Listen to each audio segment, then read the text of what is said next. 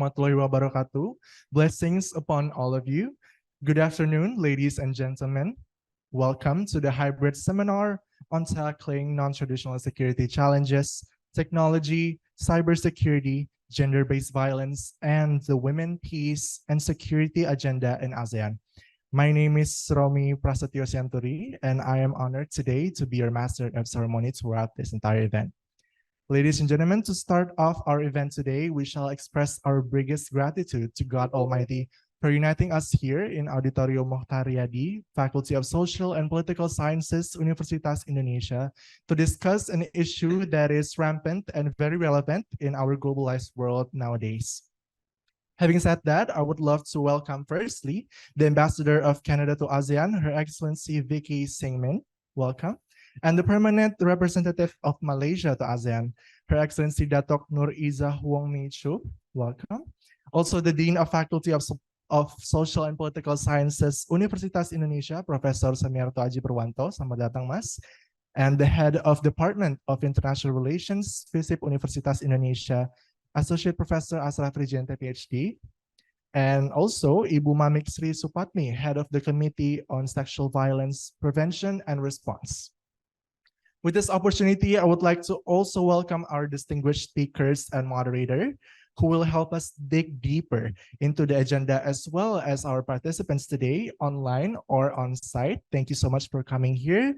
And we really appreciate your attendance and participation today on our hybrid seminar, which is co-hosted by the Mission of Canada to ASEAN, the Permanent Mission of Malaysia to ASEAN, and the Department of International Relations and the Committee on Sexual Violence Prevention and Response, Faculty of Social and Political Sciences, Universitas Indonesia.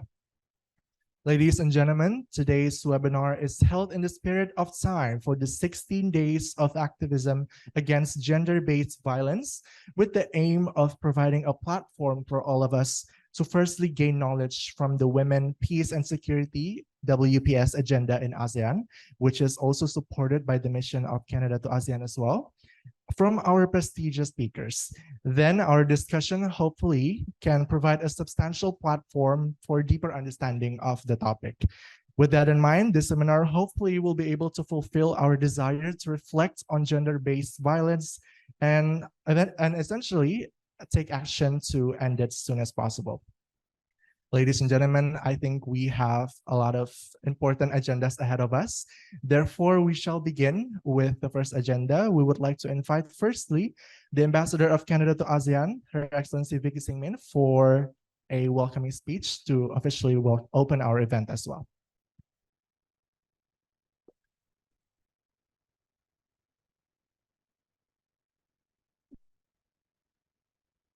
Good morning, everyone, excellencies, distinguished guests, colleagues, and friends, and new friends that I've met just this morning. It really is an honor to welcome you here today for the third iteration of the Women, Peace and Security Dialogue Series, which the Mission of Canada to ASEAN is co-hosting with the Permanent Mission of Malaysia to ASEAN, along with Her Excellency Ambassador Michu, as well as our colleagues at the Faculty of Social and Political Sciences of the University of Indonesia. Thank you so much for welcoming us here this morning to your absolutely beautiful campus. Today's event is unique. It's unique in our series because we are focusing on non-traditional security challenges. And these are emerging as we discuss the Women, Peace and Security agenda in ASEAN.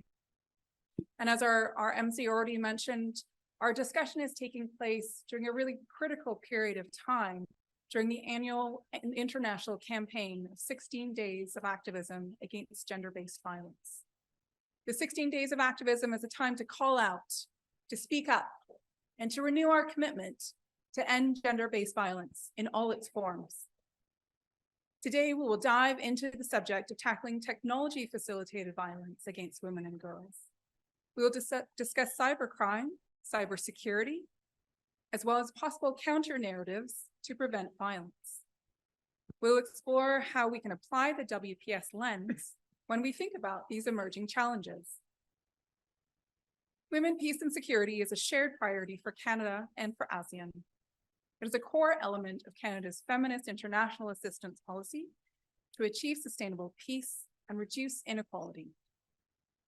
The WPS agenda also recognizes that youth should be actively involved in decision-making. Their voices and their needs must be recognized in building peaceful and stable communities.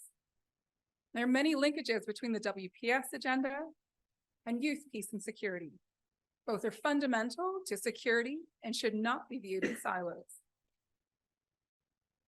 There has been significant momentum to advance the WPS agenda in ASEAN over the last decade. And particularly, we've seen in the last couple of years an uptick in that momentum with the launch of the Regional Plan of Action on Women, Peace, and Security about a year ago. And of course, the first ASEAN Women, Peace, and Security Summit took place earlier this year in July. As we take time to reflect on the progress to date, we can also consider the next steps, such as how WPS is fitting into the national context in ASEAN, how ASEAN and its dialogue partners can work together to raise awareness and help build understanding. So to give you a bit of an example of what Canada has been doing and how broadly we engage on this issue. So last month, I was part of a panel discussion on women, peace, and security at an event organized by our embassy in Tokyo and featured Canada's Minister of Foreign Affairs, Minister Jolie, along with Canada's Women, Peace, and Security Ambassador, Jackie O'Neill. And this event was a testament on how Japan and Canada are both strong partners of ASEAN, working together to promote women's empowerment and supporting the advancement of women, peace, and security with ASEAN and across the broader Indo-Pacific.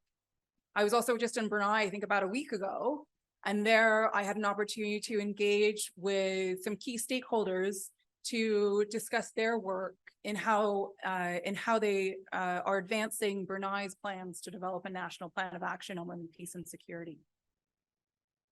As a strategic partner, Canada is ready to support ASEAN-led efforts to advance women, peace, and security across the region. We're supporting several complementary initiatives through our Indo-Pacific strategy, through our engagement with UN Women in support of the Empowering Women for Sustainable Peace initiative, through our partnerships with different organizations, including the ASEAN Institute for Peace and Reconciliation, as well as through these dialogues. And I'm so happy that we're able to do another one here with you today. We're honored, Canada is honored to be part of the WPS journey with ASEAN. And we look forward to continuing in our partnership to ensure that the WPS agenda is well placed within the regional architecture, including in the ASEAN Community Vision 2045. I look very much forward to the discussion that will unfold with our colleagues, both online and in the room. Thank you very much. Thank you so much, Her Excellency Tika Singh, the Ambassador of Canada to ASEAN, for the very strong and inspirational opening speech. Next up, I would love to invite the permanent representative of Malaysia to ASEAN, Her Excellency Dato' Nur Izzah Wong Michu, to also deliver another opening speech.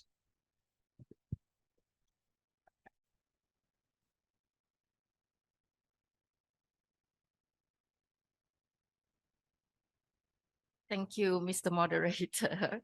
And a very good morning to my good friend, Ambassador Vicky Singmin, the Ambassador of Canada Mission to ASEAN, to Professor Dr. Sumiato Aji, Dean of the Faculty of Social and Political Sciences of University Indonesia, distinguished guests, ladies and gentlemen, and also a good morning to participants who are joining us today online. I would like to say a warm welcome to the third dialogue on women, peace, and security with the theme Technology, Cybersecurity, Gender-Based Violence, and the Women, Peace, and Security Agenda in ASEAN today. It is an honor for the permanent mission of Malaysia to ASEAN to once again collaborate with the mission of Canada to ASEAN in co-hosting the Women, Peace and Security Dialogue. We are also honored to be given this opportunity to work alongside the Committee on Sexual Violence Prevention and Response, Faculty of Social and Political Science, Universitas, Indonesia. Malaysia is immensely pleased to be part of today's dialogue and eagerly anticipating the invaluable insights that our distinguished speakers and participants will share. Indeed, the dialogue is in parallel with Malaysia's voluntary pledges and commitments to the United Nations Human Rights Council, which Malaysia is currently a member for the term 2022 to 2024, to continue working closely with dialogue partners in the promotion of human rights at the regional level under the ASEAN framework. Distinguished guests, ladies and gentlemen, online gender-based violence has been a topic of increased focus by the international human rights and women's rights communities. The United Nations 2030 Agenda for Sustainable Development has considered technology as a means to combat violence against women and girls. But the fact is, technology can also promote and perpetrate new forms of violence. This is particularly evidenced during the COVID-19 pandemic, where reports of cyber violence have spiked across the globe following the drastic lockdown measures taken by various states. According to one of the research, and this is what I quote from my good friend, who is a lecturer in University Malaya, specializing in criminology, that's Dr. Rina Bagum. She said that research conducted in the United Nations Development Program in 2021, more than 65% of women and girls online are exposed to various forms of cyber violence through social media and online communications during the extended period of lockdown. Cyber violence, according to her, can take many different forms, including hate speech, cyber harassment, cyber stalking, trafficking, and sexual exploitation, sharing content without consent, hacking, identity theft, cyberbullying, and doxing. More often than not, the recipients of this form of violence are women and in most cases remain unreported. As a result of this online violence, women tend to restrict their online activities due to safety and harassment fears. This leaves a significant knowledge gap and widens the gender gap on digital literacy, which affects women employability. With over 90% jobs worldwide requiring digital components, digital skills are now essential and linked to higher earning potential and new economic opportunities. Therefore, cyber violence has become a significant and global threat to the safety, security, well-being, economy, livelihood, dignity, and reputation of women. It also breaches the human rights standards and has a chilling effect on democratic discourse. Distinguished guests, ladies and gentlemen, it is evident that while technology offers immense potential for humanity, the digital ecosystem has also revealed a darker side, and it is closely intertwined with gender inequality, peace, and security. In this regard, we hope to examine the digital ecosystem more holistically through the framework of women, peace, and security, and to identify mechanisms that bring stakeholders together for meaningful dialogue and participatory decision-making, models that help us create and use technology in more inclusive and positive way for all. Before I conclude, I would like to call all of you today to leverage this dialogue to share insights, experience, and best practices that can further strengthen our collective efforts within ASEAN in fighting the digital dimension of violence against women and girls. With that, thank you. Thank you so much, Her Excellency Dato' Nur Iza Wamishu. And thank you so much, Excellencies, for the amazing opening remarks. And lastly, but definitely not the least, I would like to also invite the Dean of Faculty of Social and Political Sciences, Universitas Indonesia, Professor Semerta Adi Purwanto, for an opening remarks.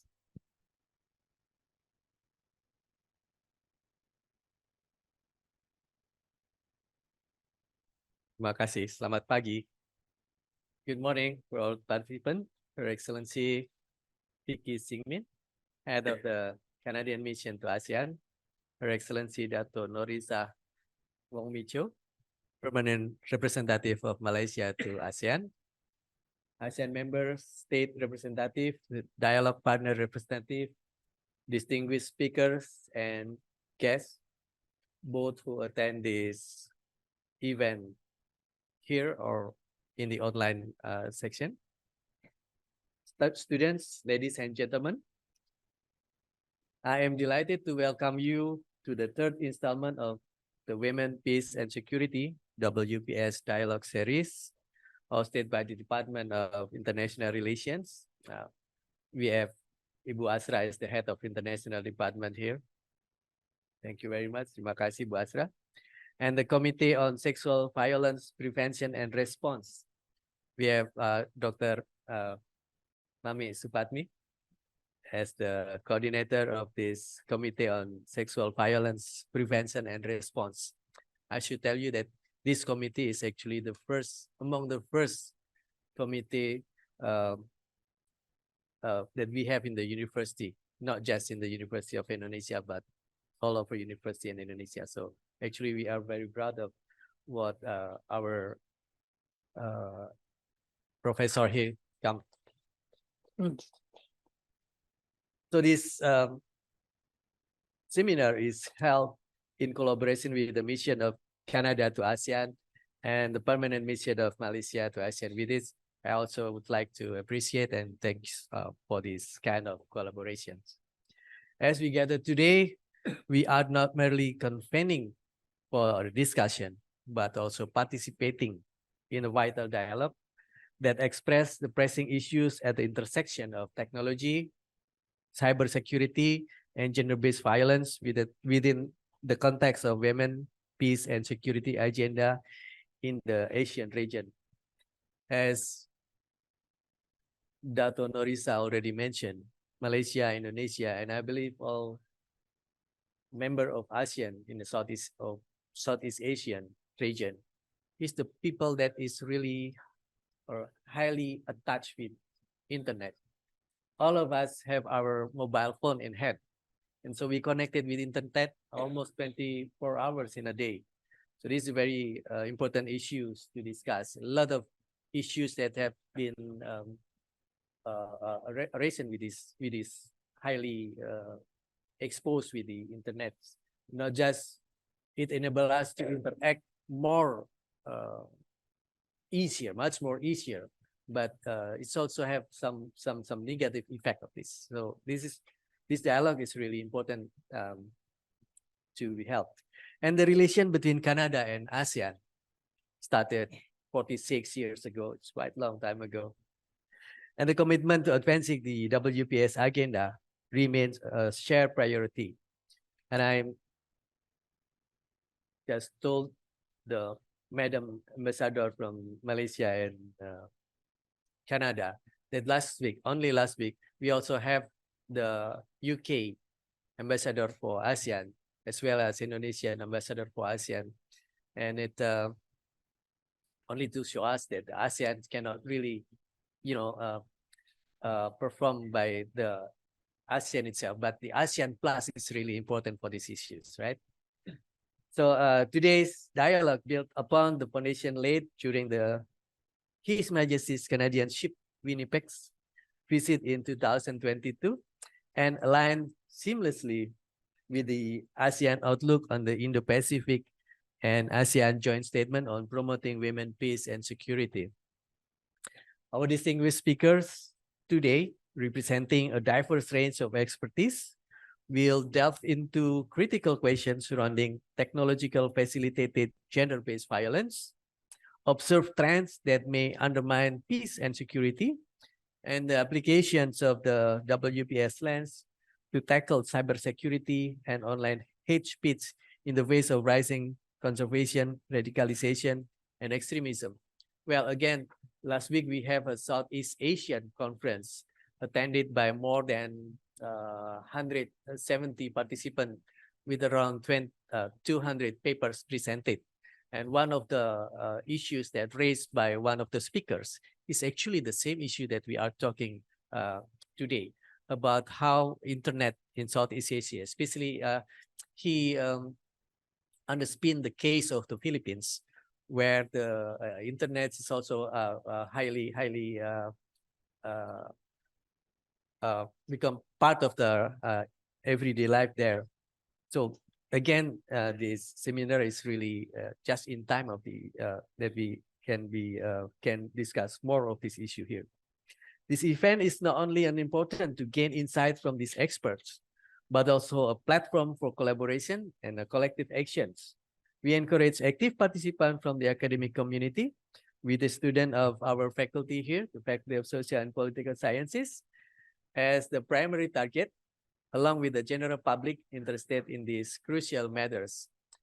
And together, let us engage in a thoughtful dialogue, share ideas, and explore ways in which Canada and ASEAN can work hand in hand to address the challenges outlined and accelerate the implementation of the ASEAN Regional Plan of Action on Women, Peace, and Security. Again, I welcome you in this seminar and thank you for being part of this significant conversation. I wish you all a fruitful and impactful discussion. Good morning. Thank you so much, Mas Adzi. Mas Adzi, you may stay in the front of the stage as we will proceed to the presentation of Token of Appreciation. Excellencies, we would like to present the Token of Appreciation one at a time in the beginning of the event. Therefore, I would like to firstly invite Her Excellency Vicky Singmin to the front of the stage to receive the Token of Appreciation from Mr. Adzi.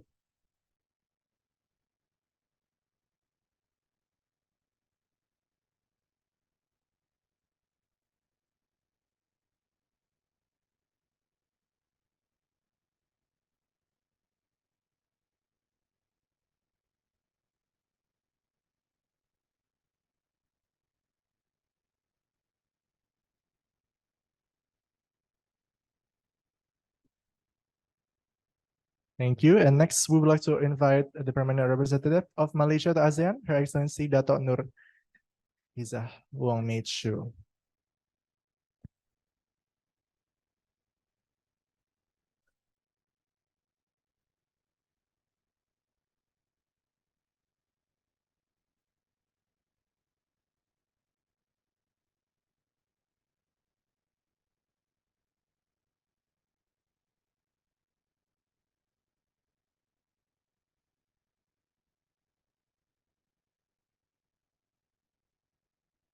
Wonderful. Thank you so much, Mas Aji and Excellencies.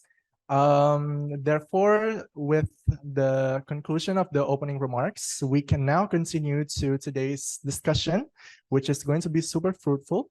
But before that, of course, we would like to invite the FISIP OE Humas team for a picture first with our participants. So we start. Yes, so the photographers will be taking the pictures and our distinguished guests and excellencies are invited to stand up. Tim Humas FISIP UI, dipersilakan.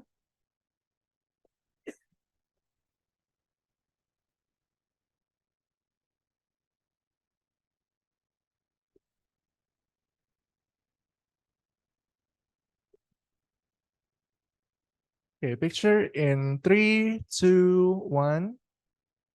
One more, 3, 2, 1.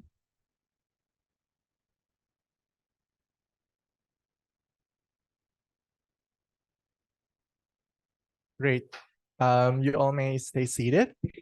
All right, now, ladies and gentlemen, we may get straight into our main event, which is the discussion. So for today's discussion, I will not be moderating. Therefore, I would like to introduce our moderator for today, which is Ms. Kartika Wijayanti. Ms. Kartika is a project management officer for the ASEAN Institute for Peace and Reconciliation. And today she is right here to moderate our discussion for today. So I would love to give the floor to Ms. Kartika Wijayanti. Ms. Kartika, please.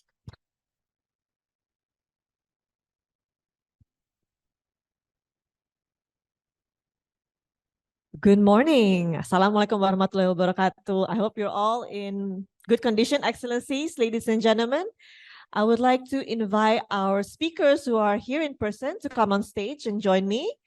And I would also like to greet our speakers that are joining us online. Ms. Alexandra Schmidt, Madam Amina Rasul Bernardo, and Ms. Carissa Shawaldi. If I may invite Dr. Diana, Mas Nael, and Ibu Nani to join me on stage, please.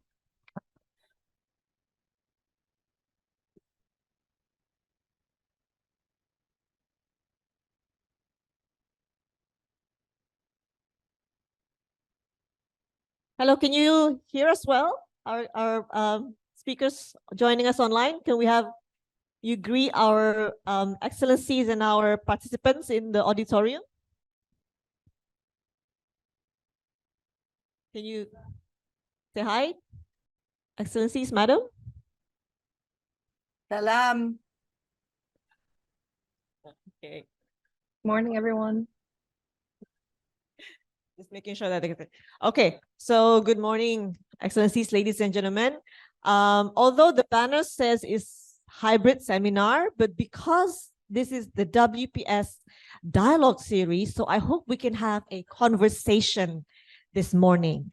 Let's make this educational, but also interactive.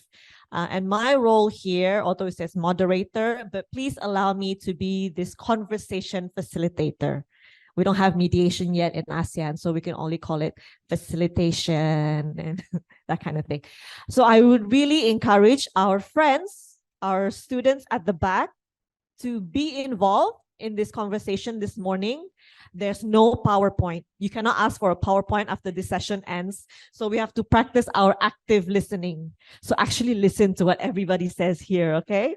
Yes, pay attention. I know you have a lot of assignments. It's the end of the semester, end of the year, but please also join in this conversation. We're having a conversation about a very important issue, which I think a lot of us can relate to. I mean, we know that women are facing abuse, harassment in person on a daily basis. I mean, sometimes I myself as a woman do not feel safe walking around in public areas during night or in dark places. But when you translate that to the digital world, to the virtual world, where anonymity is guaranteed, there's a certain kind of freedom in anonymity, and you feel like it's fair game to do and say whatever you want. And that's a double-edged sword. You can express yourself more freely on the digital space, but also that comes with a potential harm, potential threat as well, when that imposes on the safety, comfort, and the rights of other people as well. And this is where this conversation is heading.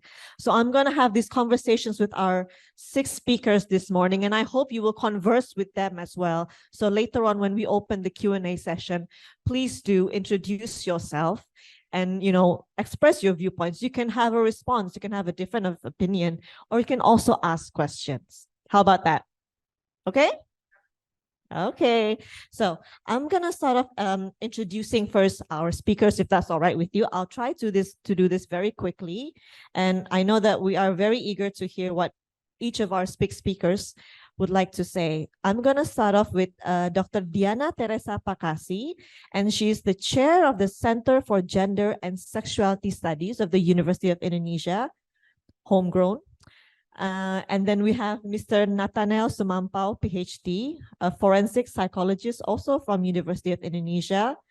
We have Ibu Mbak Nani Afrida, the coordinator of Gender Division, Aliansi Jurnalis Independent, AJI. And online, we are joined by Ms. Alexandra Schmidt, the International Governance, Peace and Security Consultant of UN Women Regional Office for Asia and the Pacific. And we have my beloved Madam Amina Rosso Bernardo, the President of the Philippine Center for Islam and Democracy, and also a member of the ASEAN Women for Peace Registry. And then we have also Ms. Carissa Shawaldi, the Public Policy Manager of Meta, Indonesia, and Timor-Leste. So those are our great 6 speakers. I'm going to start off with Dr. Diana. And I think I already mentioned this a little bit, what we're going to converse about. So what is it exactly what you would like to call online gender-based violence or technology facilitated gender-based violence? What is it exactly? What does it involve? What are the forms of these GBV? Yeah, actually we have many names for that, right? So we have like online gender-based violence, or like you said, technology facilitated gender-based violence, or others maybe mention about cyber gender-based violence.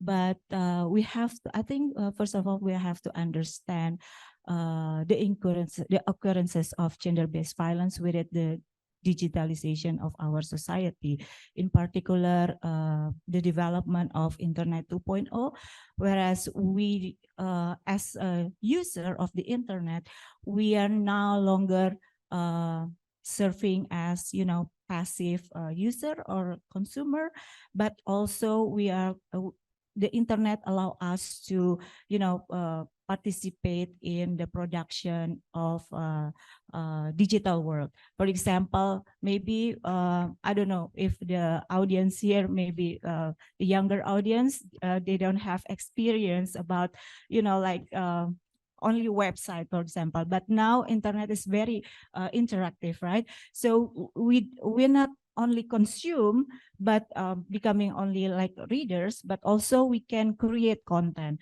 So there are like jobs like content creators, right? So in this case, so we kind of see that internet has given us like two-sided.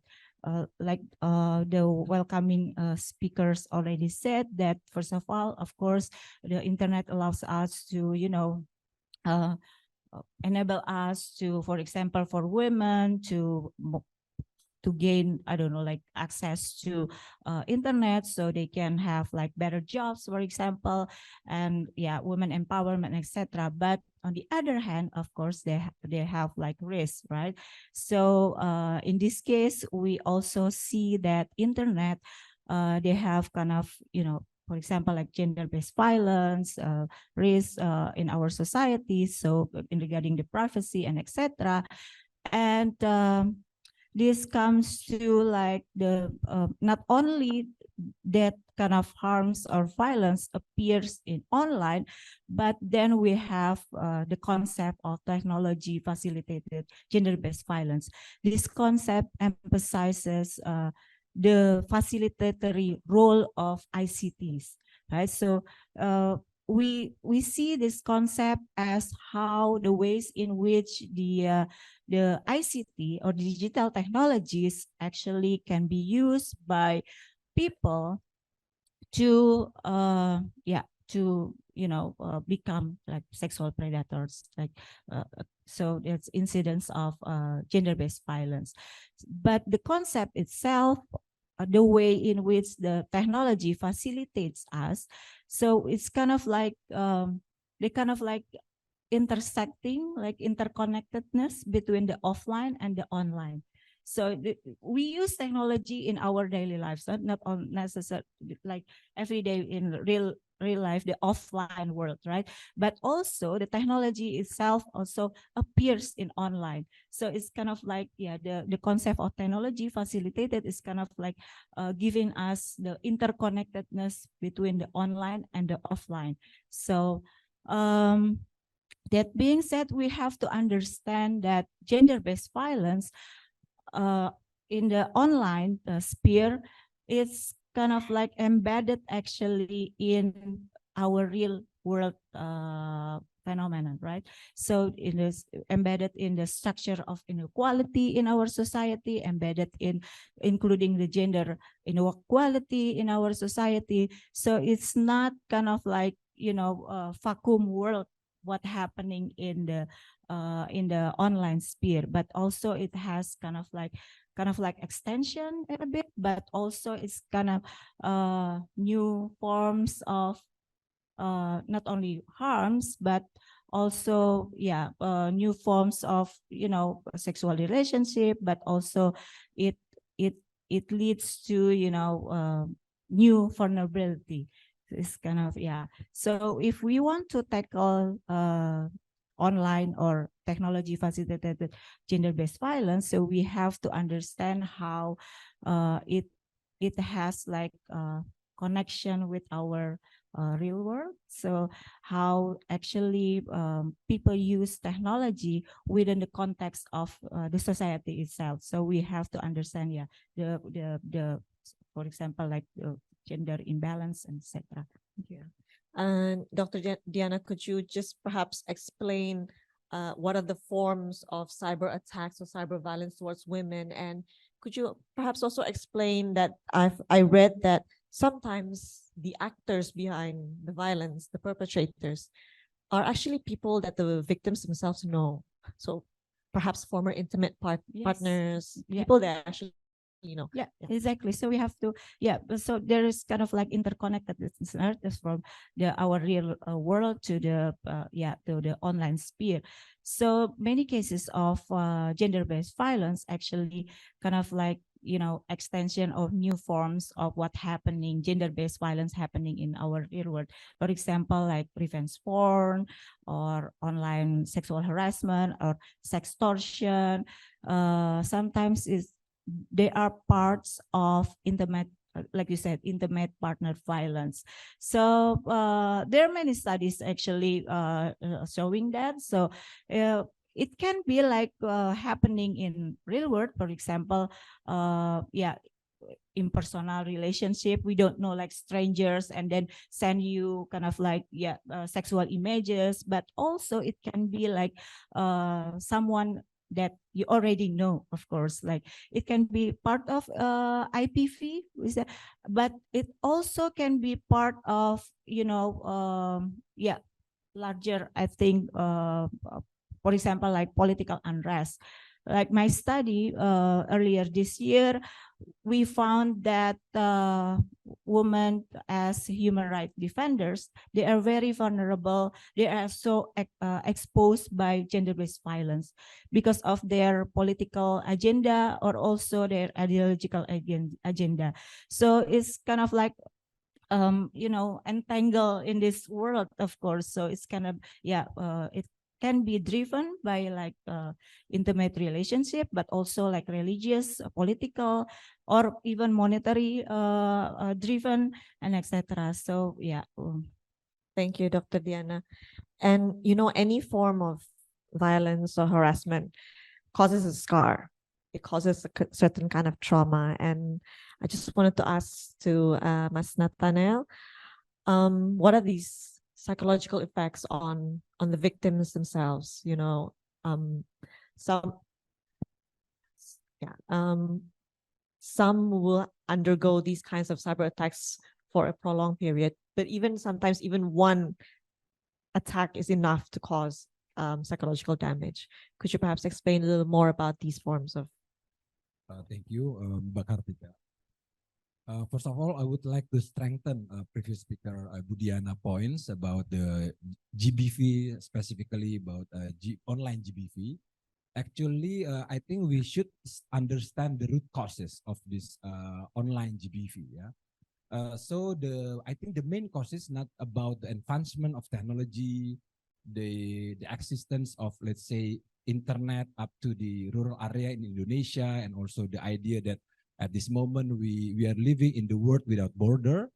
But actually the root causes of the GBV, including the online GBV, is back to the concept of gender that exists in our society. So the root causes is about the abuse of power, about the gender imbalance, and so it is clear when we are talking about GBV, including online GBV, this is something that very close with our life. So it is evident that when we are talking about GBV, including online GBV, so the phenomenon is a sort of an iceberg phenomenon. So actually, the numbers that the number of violence that exist in society more than the number of the cases that being reported, for example, to the authority by the victims.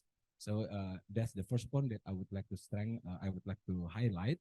So and when we're talking about the effect of the impact or the impact on the victim, I think we have to realize that I think before we mention what is the psychological impact, psychological damage, but then first I think we should realize that the importance of rules, let's say regulations, and also the more affirmative actions in order to help the victims.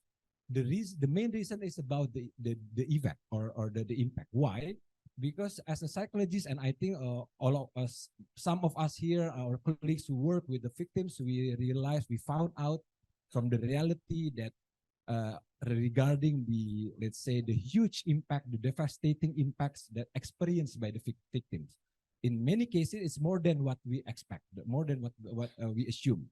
The idea is it related with the victim's integrity, as a person. Yeah, and it's multidimensional. It's not only about psychological, but also social aspect, and also economical aspect, and even political aspect.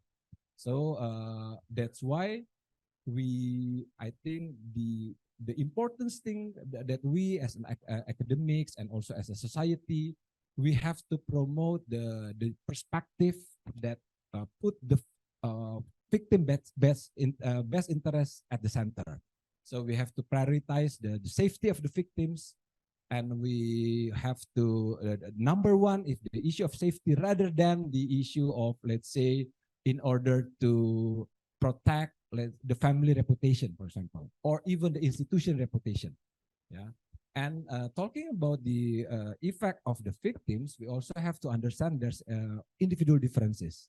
Sometimes we expect the idea of the real victim or the pristine victim, the victim who experienced or displayed the traumatic reaction, the victim who displayed, let's say, depressions and so on. Then if the victims show that kind of mental health conditions, then we think that they are credible, right? However, we also have to realize that there are individual differences. There are social factors, the community factors, family factors influence also the impact on the victims. And based on the research and also the practices working with the victims, I think I also have to mention that the main factors contributes to the effects and also the successful of the treatment and also the successful of the investigations is the social support, mainly family support. So, and then it will also contribute to the psychological effect or impact on the victims. Okay. Yes. I think for those who display evident differences in behavior, suddenly very quiet, loss of appetite, and all, you can immediately identify that there's something wrong with them. But then there are also those who are like high functioning depression people that, they don't appear like there's something wrong with them. They always feel like they're cheerful, but then they may also be hiding something inside. But I think also, like what you said, because our society is also not very welcoming to cases of online or even offline gender-based violence. There's still stigma, and like you said, there's the root cause of gender. Being somebody with a political science background, I always say there's a power imbalance happening. Yeah, maybe I would like to add also. I think yes, the main issue is about the disclosure. We start working with the victims and the family when the victims disclose. However, in our society, I think it's not only Indonesian but also Asian society. Talking about, for example, sexuality is a taboo topic. Talking about something weakness or reporting other person's bad behaviors, bad treatment also is less acceptable, right?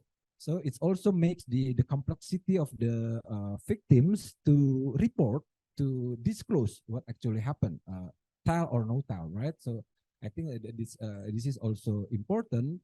Therefore, I think, the government, the society need to create like a channel how to report and need to provide support.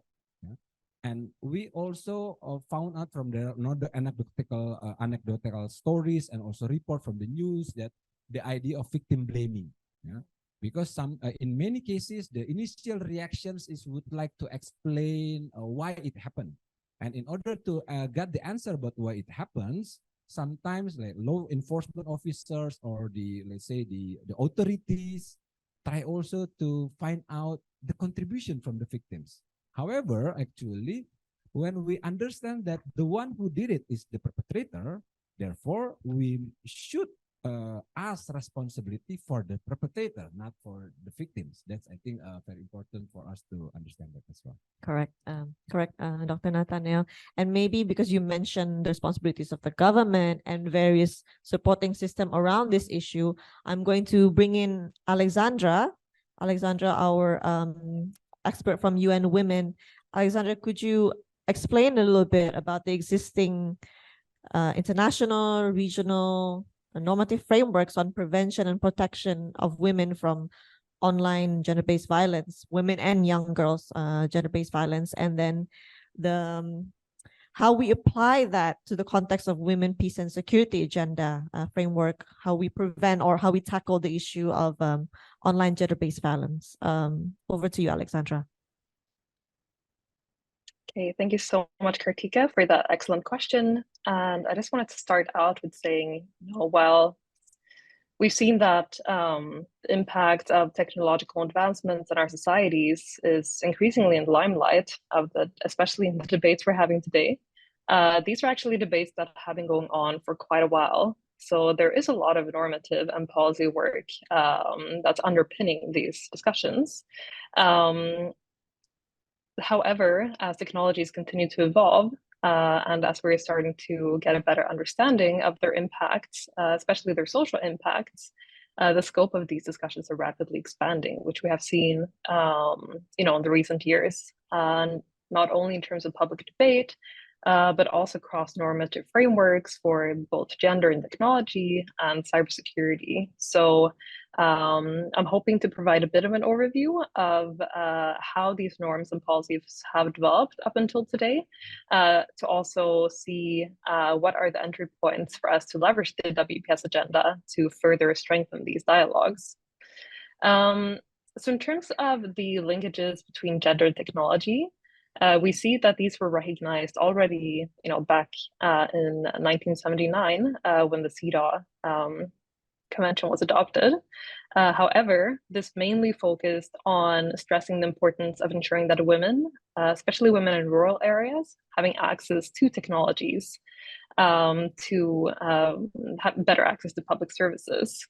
However, these linkages between gender and technology got a bit more elaborated in 1995 throughout the adoption of the Beijing Declaration and Platform for Action, which addressed issues such as the underrepresentation of women in STEM, and also in the design of audits of emerging technologies. The declaration also raised the issue of demeaning and discriminatory portrayals of women in traditional and electronic media.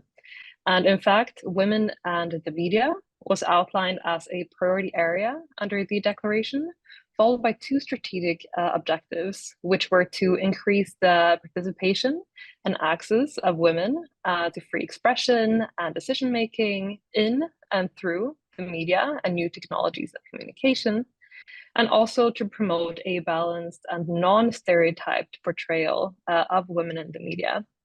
So in the last 20 years that have followed the adoption of the declaration, we've also seen that some of these priorities have carried over into more recent normative agendas, such as the 2030 Agenda for Sustainable Development.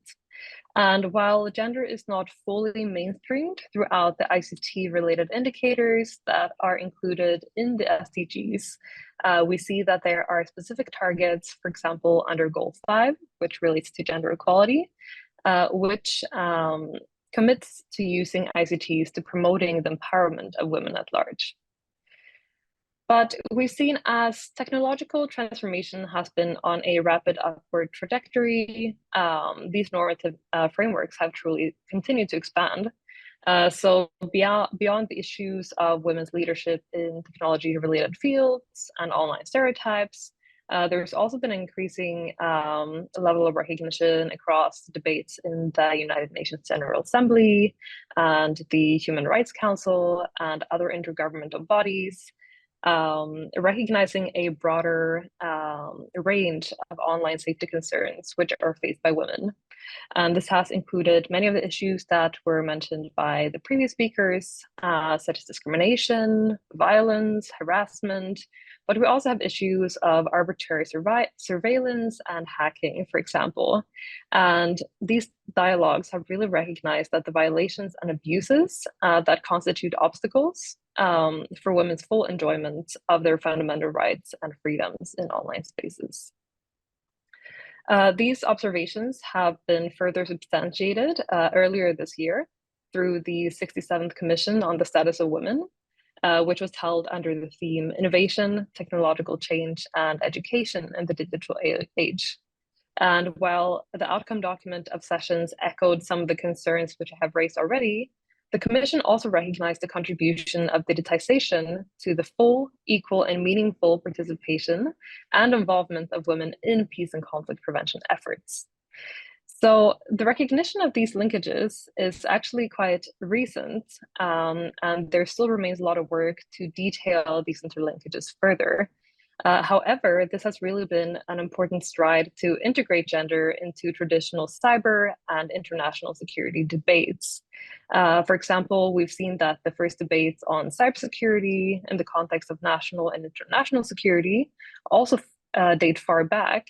However, these discussions have tended to focus more on the protection of critical infrastructures and public assets, as well as state-level cyber defense. And as a result, human security considerations and key gender dynamics on digital platforms have, until recent years, largely been overlooked. And this is truly where the Women, Peace, and Security agenda can come in as a useful tool to really bridge these dialogues. And the Women, Peace, and Security agenda here is useful as it offers us a holistic framework to understand peace and security concerns from a gendered lens. So just as the agenda helps us to understand the different impacts of physical conflicts on women, girls, men, and boys, it can help us to understand not only how harmful acts play out in digital spaces, but also how these interact with some more traditional security concerns. And while online harms have yet to be referenced in the resolutions that constituted the Women, Peace, and Security agenda, issues stemming from digital insecurity have been referenced in the last 4 Secretary General's annual reports on women, peace, and security, where we have seen concerns raised on technology-facilitated gender-based violence, digital surveillance of women and women human rights offenders, as well as a lack of gender analysis of the impact of emerging technologies used in security and defense operations. And finally, we've also seen that cybersecurity and emerging technologies is outlined as priority areas in the Secretary General's new Agenda for Peace, which was published this year. And this clearly indicates that these areas will be subject of further scrutiny as the world continues to look for solutions to evolving security threats and crises.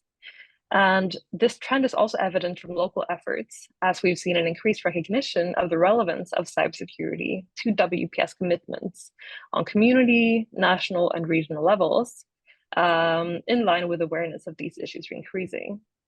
And the ASEAN WPS Regional Plan of Action, which recognizes gender-responsive cybersecurity as a key consideration in fostering sustainable peace across its member states, is an excellent example of cybersecurity emerging as a priority in locally grown policies, which has truly sparked a wider dialogue on these issues across the region, with important implications for women's peace and security.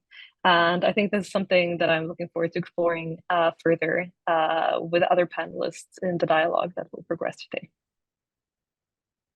Okay, thanks, Alexandra. Just wanted to follow up because we're coming into WPS agenda already. And then, translating global framework of WPS agenda into national context, you have the national action plans. And I read that from the 103 existing national action plans, only 4 mention cybersecurity and only 2 reference of specific cybersecurity in the implementation plan. Now, in ASEAN, we only have 2 member states with national action plans. Wing wing, Malaysia, maybe you would like to consider. Wing wing, hing. Maybe Alexandra, you have some recommendations on how to encourage the other member states that are in the process of development their national action plans or revising their national action plans, how they can incorporate the specific language or the specific clauses on protection of women from technology-facilitated gender-based violence, this aspect of cybersecurity, not just on the infrastructure, but also the human security impact of cybersecurity. Yeah, I think that's an excellent question. And I think it really comes down to, understanding the local security context that we're all facing, right? Because in the last few years, we have seen the emergence of many new security threats. Digital security is one of them, but we also see issues such as climate change, increasingly impacting the way that conflicts are conducted. And it also has to inform the ways that we adopt in terms of, preventing conflict, but also in supporting our peace efforts. So in terms of digital security, I think we need to recognize that the cybersecurity maturity across all ASEAN member states is vastly diverse, right? So I think there's not really one solution that will apply to all countries. Instead, we need to really make sure that we analyze the digital landscape, both on the regional level, but we also need to recognize national level dynamics that are going on, because we see that online spaces are used in different ways across different countries. So, for example, in terms of the use of social media to for example, gain support for certain political agendas, or even being used by radical groups to gain support for their causes.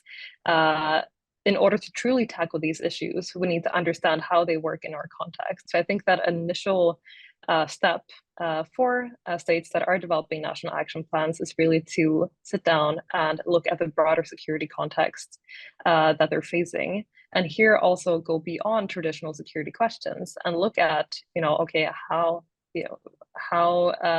which security factors do we see on online platforms?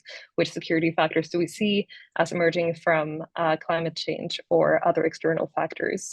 So I think it really comes down to redefining security and expanding the scope a bit broader than we have previously. Okay. From Alexandra, I'm going to move on now to more thematic issues, look at actual cases of where women working in the field are being affected by these cyber attacks. And first, I'm going to move to Madam Amina Rasul Bernardo, and let's discuss about women peace builders, women peace activists, Madam Amina. Women are already underrepresented in the issue of peace and conflict resolution, and technology is supposed to facilitate that, supposed to facilitate the greater meaningful participation of women in peace and conflict. However, they're also now having targets on their back.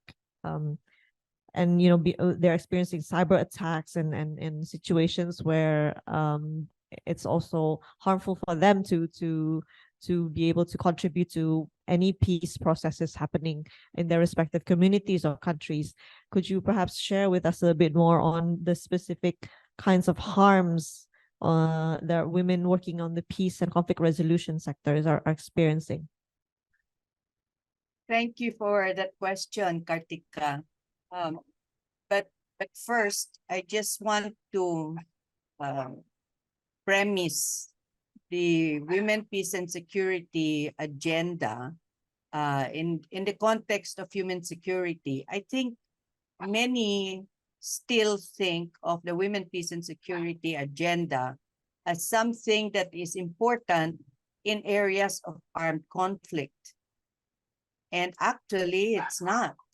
The Women, Peace and Security agenda is critical for any state, any region that wishes to have a strong foundation for peace by ensuring the human security of all members of the community.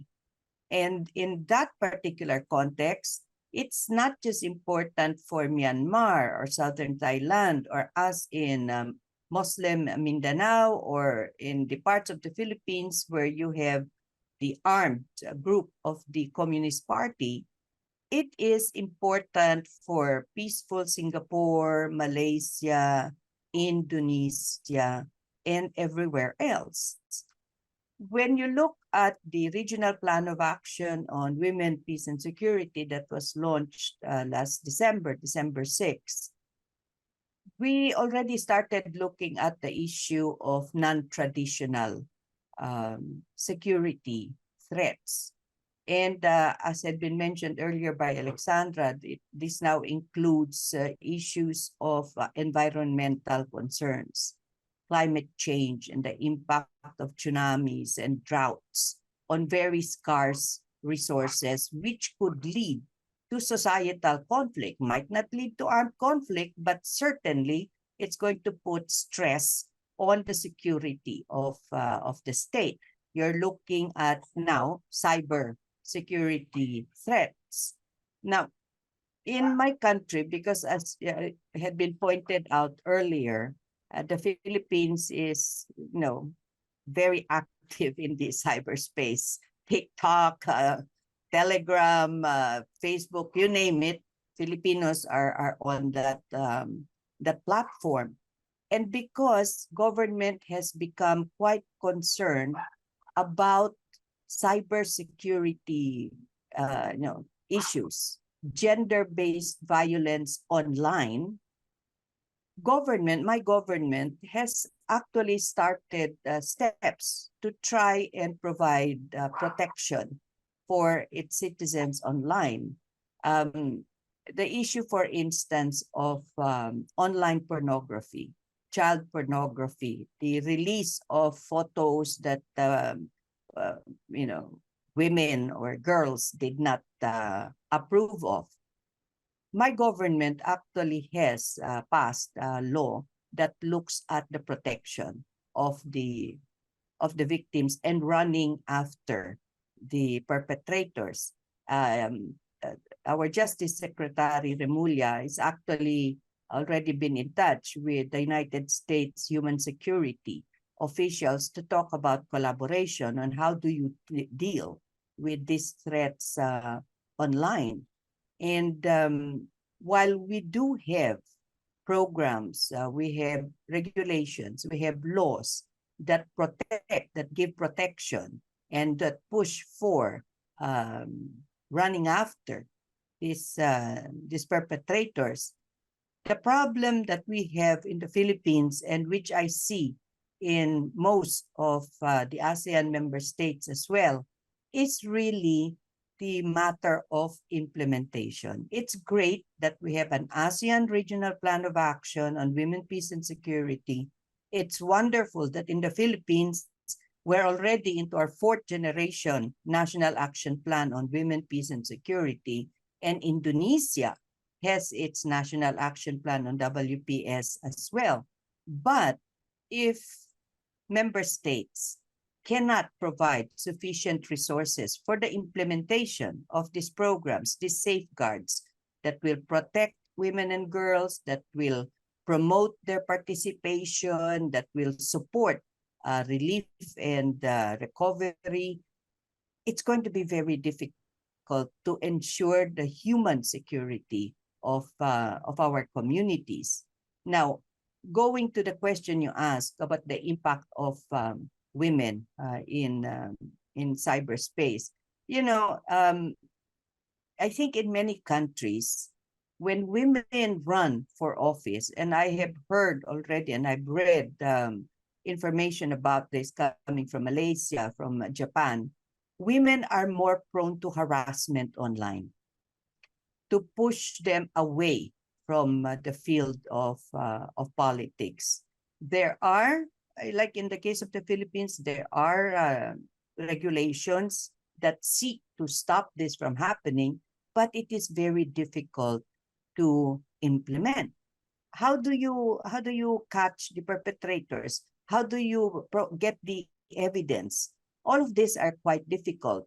So it now boils down to us in civil society, in institutions of education like the Universitas Indonesia, to start providing some education to our students, to community at large, about how to deal with the very real threats that you can find online. And our educational system, I think, is not very well equipped to provide such knowledge. And if we're looking at the action plans on women, peace, and security, you will see that education, training is very much part of the proposed plans of action. I almost have to beg our governments to find the resources, the political will, to ensure that we can have implementation of really good programs that have been put forth so that we can secure the protection of women, girls, young people, everybody in the society. Yes, thank you, Madam Amina. So it seems like I'm looking at a thread that earlier Mas Nael said that it's the policies, the government, the system that has to be changed, but also you added in how we also have to educate our societies. We also have to provide the education system, improve the education system, and provide the training so that minds are being changed to prevent and to stop these cases of abuses happening online and also perhaps offline as well in real life. So it's all interconnected, all of this, that it's not just the responsibilities of women themselves to protect themselves, but also a greater responsibility of this ecosystem that we're living in, that all of this has to be connected and working together to address this issue of gender-based violence, both online and offline. I'm moving now to Mbak Nani Afrida, and women journalists are also facing this, I'm sure. I mean, when you're working in the issue of uncovering truth, on providing a service to the greater public, providing information that are necessary for the public to know, I'm sure there are also a discontent, a dissatisfaction from certain actors, and then they are targeting journalists, women journalists particularly. Are there measures to protect women journalists? And you know, the issue of safety of journalism, safety of journalists also a big issue for Indonesia as well, who have quite a good rank in terms of safety of the press and freedom of expression.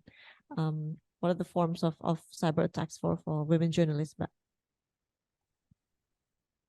Thank you very much. Okay. Actually, if we're talking about the cyber violence against journalists, we are aware of it, of course.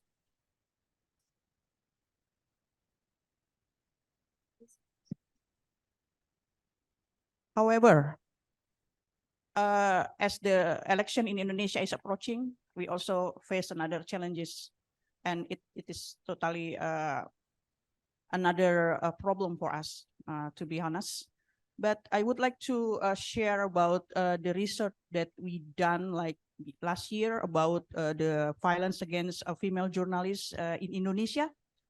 Maybe this is also important because we cannot do any intervention without this research. And we found out that 82% of female journalists in Indonesia received harassment or sexual violence during her careers. And there is 10 type of the violence, which is 48% online-based violence, body shaming. Harsh comment, 35%, it's also online. And harassment by text audio with sexual contents, also 37.2%. We also experienced that. And 37% journalists from 852 female journalists that we interviewed, they acknowledge that they experience either online or direct violence as well. So there is 2 of them. And we believe, I think everybody agree here, that online violence, it will be bring another sexual violence or physical violence after that. And also to prevent all this kind attack, we try to AJI, to be honest, make some kind of training. We have like a very intensive training on digital safety.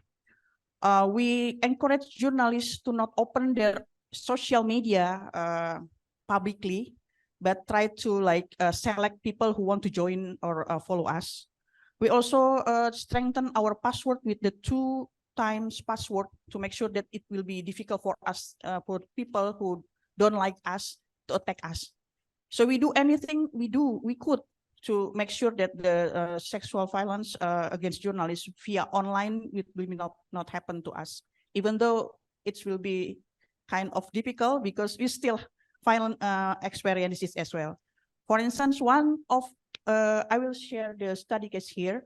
One of our friends from Bengkulu, she is a very good journalist actually, but she read stories on the authority that around taxes that the taxes employee didn't pay, and then suddenly this journalist already attacked by other people.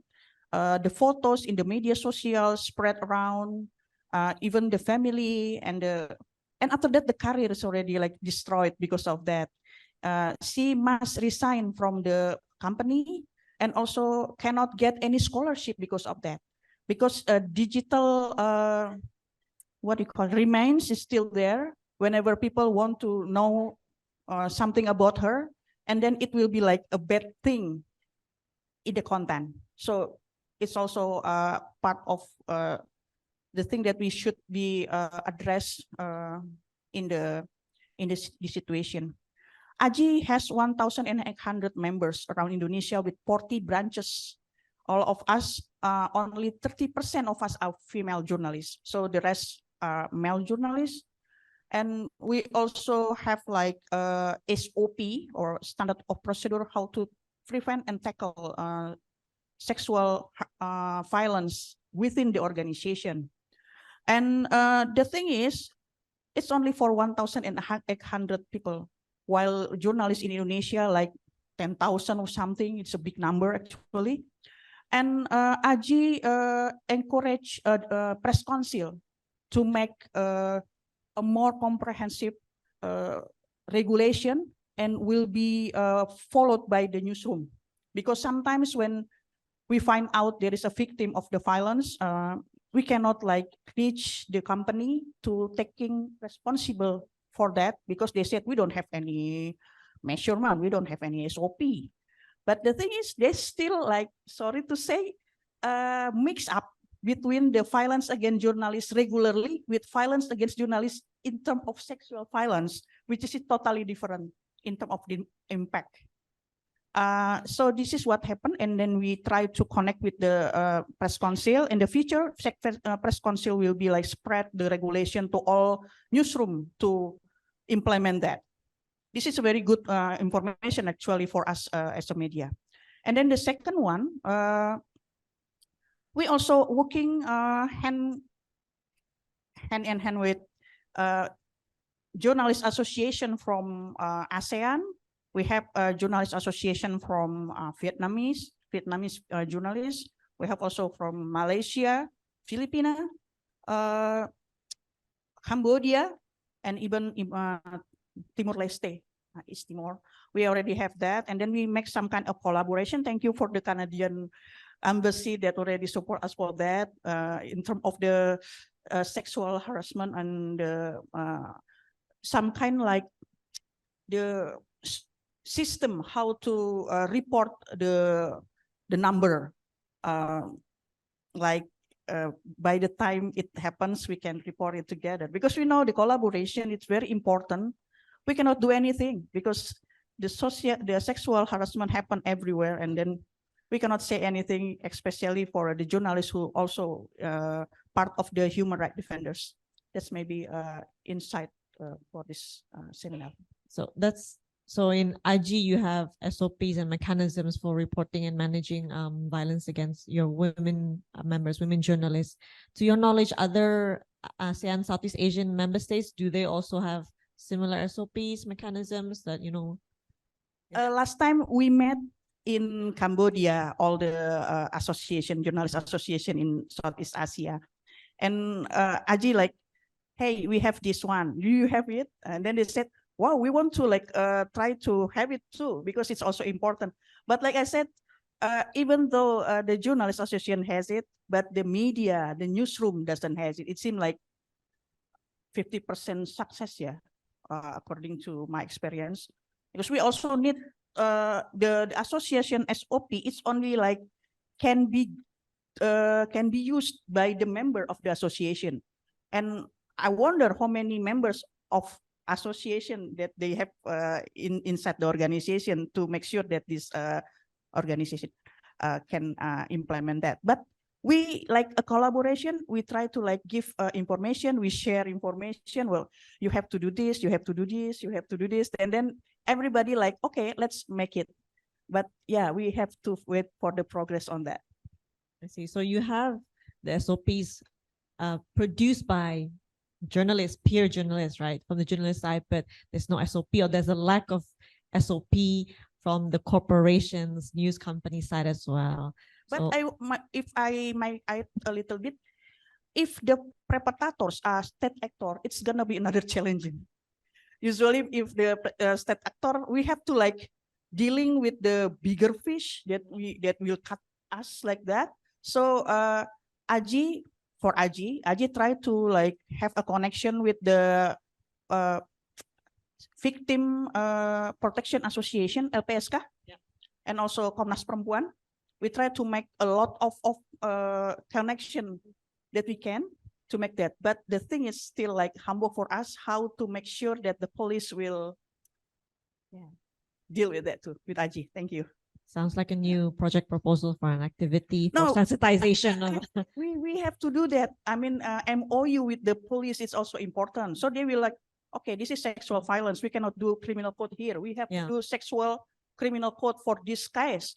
But the thing is, the supporting laws for the sexual criminal code, there is 7 supporting laws. It's not ready yet. They're still thinking on that. Actually, to my recollection, there's an MOU between the Indonesian Press Council with the National Police, but that doesn't cover the violence against Sexual, not yet, but still like violence against journalists, but that's all. Okay. We need more specific ethics. Okay. Sorry, got carried away. Moving now to our last speaker, Ms. Kekerasa Shawaldi from Meta. Now, there's cybersecurity, and then now there's, the involvement of the companies, the tech companies themselves.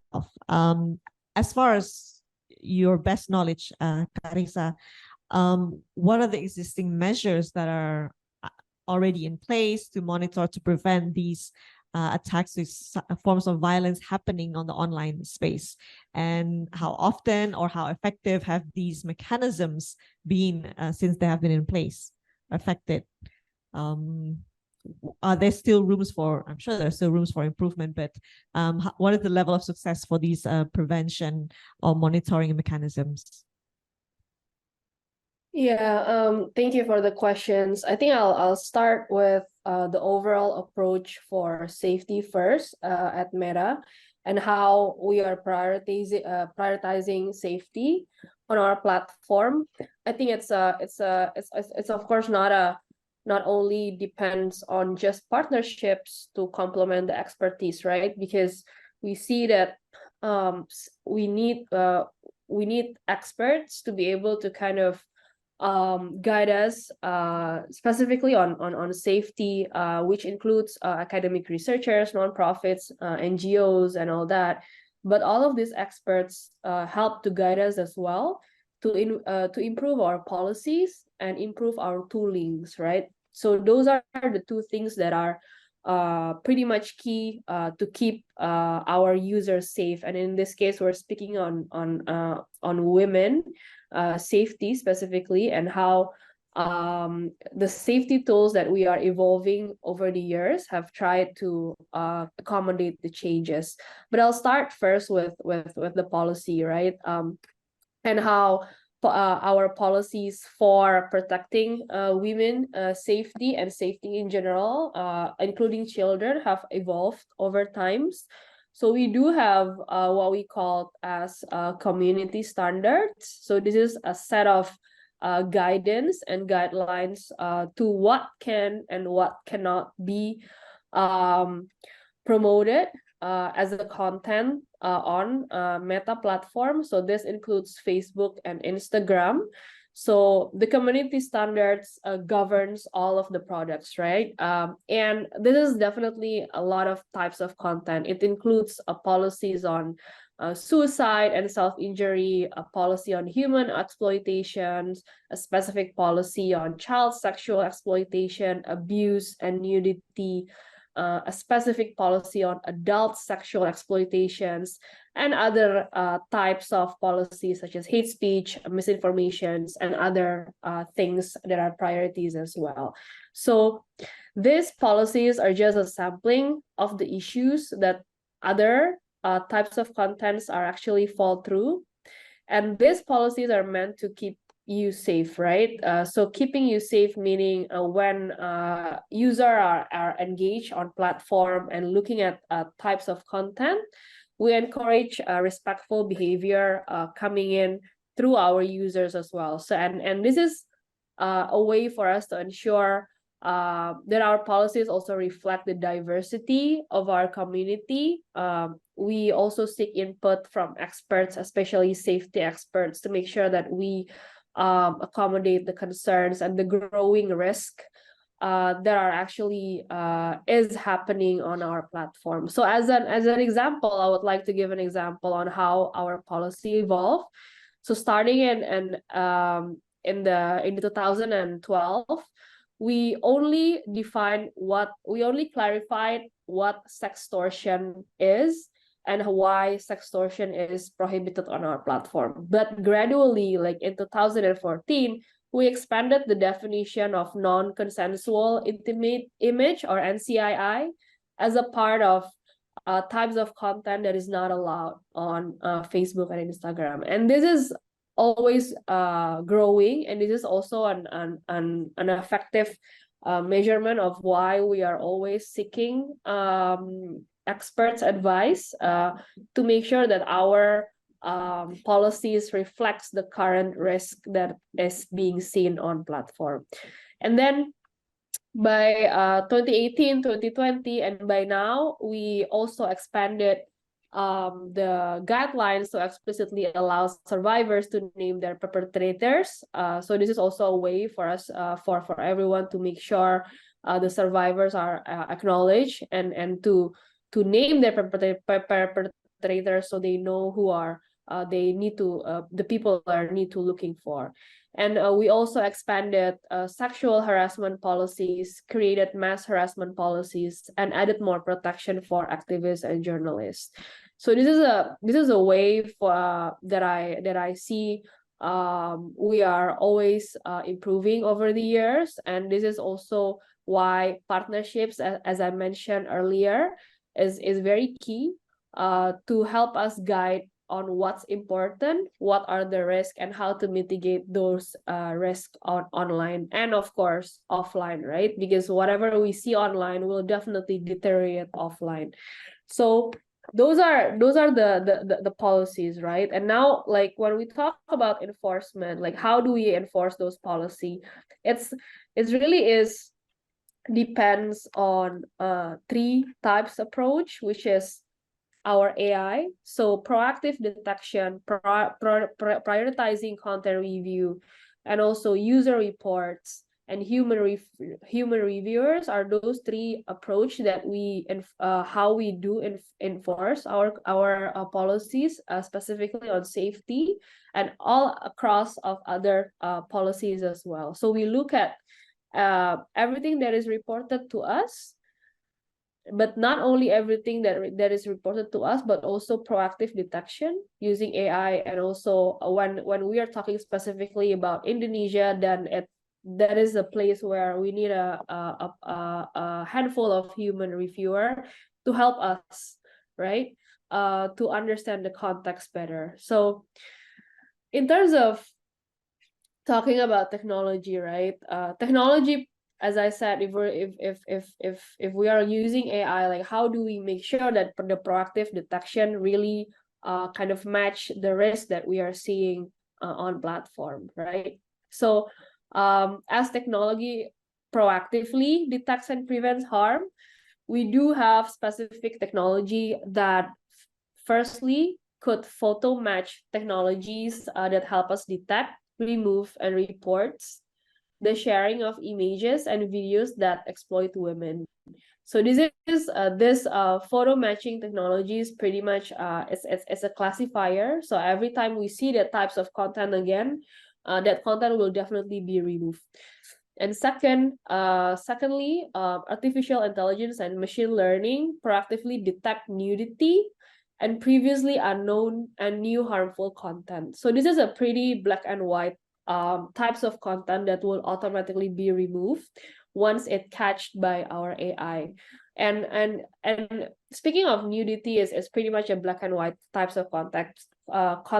But if we're looking at it in an angle where it needs a more culturally sensitive types of content in the context of Indonesia, for example, that where artificial intelligence will need a help of human reviewers to identify whether the content is a risky content and a harmful content, and will eventually be removed as well. And on top of that, we are also doing a highly predictive behavioral signals, information from user reports, and content and signals from our public spaces, prevent, detect, and remove content that is harmful to women. So I think all of this good side of technology have kind of helped us to kind of do a more proactive content moderation in this space and protecting women and of course children online. It's a key measures that we are putting through, and the steps that we are taking to improve our policies and improve our enforcement as well have led into a meaningful kind of enforcement reports as well that we usually share in Indonesia. We're partnering with the Ministry of Women Empowerment and the Child Protections as well, Child Protection Commission, to kind of update this regularly. So when I talk about using behavioral signals to identify and remove bad actors, right? So what does this mean? So we're constantly training our machine learning tools to use the most meaningful non-inbox data and signals, right? So these signals we usually get from the users themselves, right? The types of content that the user likes to post, like who are the user likes to follow, what kind of content they like to follow, and these behavior signals, each time we confirm bad actors, we train the classifier that I mentioned, right? The classifier that help to proactively detect these types of content. So it gets better every day. And this includes not only public profile content, but also highly predictive and non-public signals, which this gives our tools accuracy and longevity. So for example, like we look at search history, we look at private group membership, and we can constantly look at who are the people, the user that are frequently in joining groups, but also very easy and very fast to leave groups as well. This is the types of behavior that is usually we've seen as a perpetrator's behavior, and who are the user who usually engage with minor content in public square. So these are the behaviors that's pretty much the signals to what a bad actor looks like, and the pattern of interactions with minors, and the negative feedback received from minors as well. So all of these signals help us identify the bad actors and remove the bad actors before the bad actors could potentially do anything to minors. So using behavior signal is key as well. So if I can say if I can sum up to what I said earlier, right? Having a key partnership with key stakeholder is key. This involves academics, NGOs, and everyone in the field of safety to better enhance our policy related to women's safety and children's safety after all. But this themselves would not be complete if we don't have the adequate enforcement in place to make sure those policies that we shape with the inputs coming in from the experts is actually enforced very well, right? So this is where we invested most of our reviewers and content moderation practices, safety experts internally, to make sure that the policies that we craft is being enforced proactively and reactively from user reports and stakeholders reports as well. So making sure that all of the three elements of partnerships, crafting policies, and enhancing safety tools as the most holistic approach for us at Meta to be able to react to imminent danger and imminent safety risk that we see in Indonesia and also beyond. Okay, thanks, Carissa. I think you mentioned a very important keyword, artificial intelligence, AI, and that's the new player in the scene. And you know, I think we already have AI around us. We use it on a daily basis as well. I'm sure our students at the back have used ChatGPT at some point. I don't use ChatGPT. I still do my boss's talking points manually. No, but it exists. I mean, we use artificial intelligence to help us a lot. And Carissa earlier said that they use AI for their content moderation, but then who moderates the AI? AI moderating AI? I mean, it's still relying a lot on user report and human reviewers, Carissa. But then, you know, maybe it's not just the question for Carissa, but also any of the panelists, any of the speakers. What opportunity or maybe threat will AI bring to this conversation of technology facilitated gender-based violence? If I may, I invite any of the 6 speakers to respond or you know, throw in your opinion into this discussion. May I start, Kartika? Yes, Madam Amina, I see your hand. I may have to leave by 1 o'clock. I really have to stress the role of educational systems, universities, elementary schools in educating not just the children, but parents as well on what to do with this non-traditional threat that's already engulfing us. And let me tell you why. We cannot really rely on the tech giants, the conglomerates, to police themselves. I'm glad that Carissa has talked to us about what is being done in Indonesia. But in the United States, the home of Meta is being charged for actually allowing, if not having algorithms that allow predators to prey on girls and children. So there's a case already in New Mexico against Meta. And if you look at us in Southeast Asia and in most developing countries, we have low levels of education, even for the parents. Technology is something that can be addressed, used by those with good education. And what percentage of our population have that capacity? So you know, if you're an educational institution, I think our policymakers have to start thinking about, you know, okay, we can't stop this. AI is there, technology is all around us. Everybody is hooked to cyberspace. But how do we, as we proceed to educate our youth, how do we now provide safeguards? I think we have to overhaul our educational system and our policy and our ways of thinking.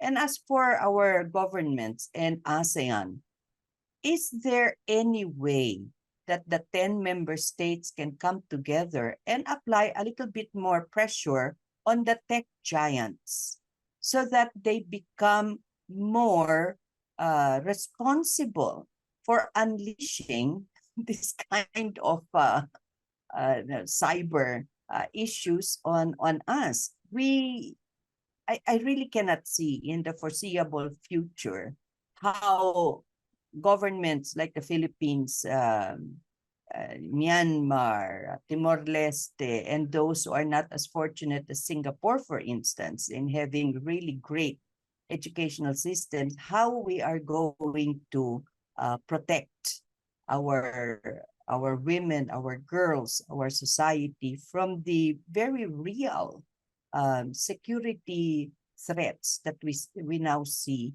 online. Thank you, Kartika. Thank you, Madam Amina. I see the hand of Alexandra.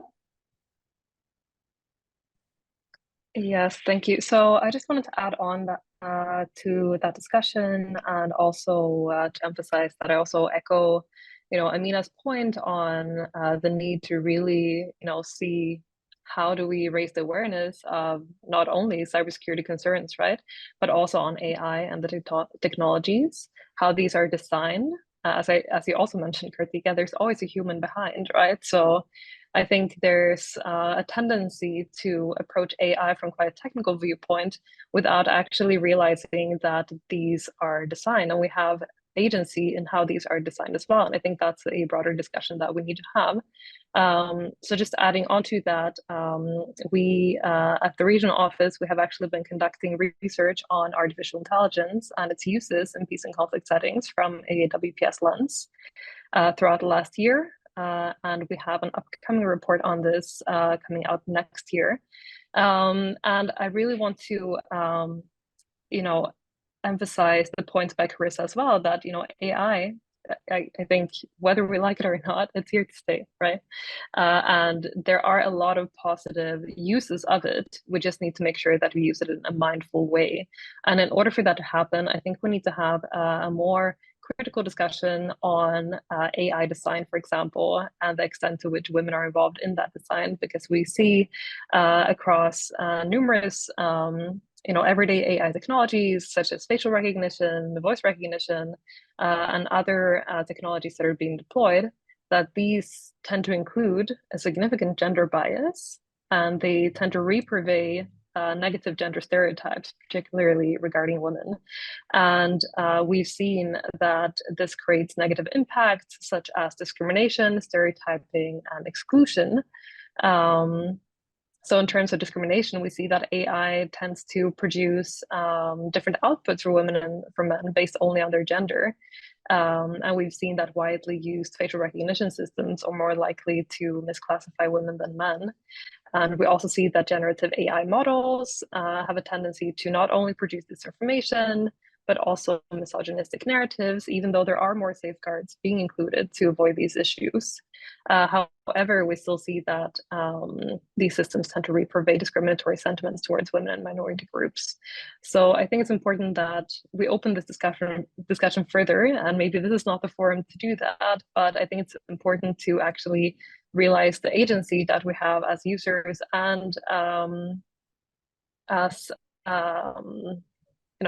people part of the tech industry, to make sure that we have the responsibility to ensure that the users are protected and that they can engage with these technologies in a positive and equal way. Thank you, Alexandra. Mbak Nani.